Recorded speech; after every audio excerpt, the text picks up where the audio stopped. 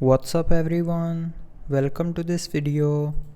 In this video I will show you how to turn off the S Pen sound in Samsung Galaxy S25 Ultra.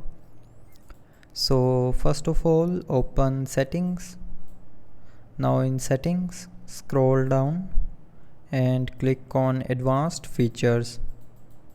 Now in advanced features, click on S Pen and then click on more S Pen settings.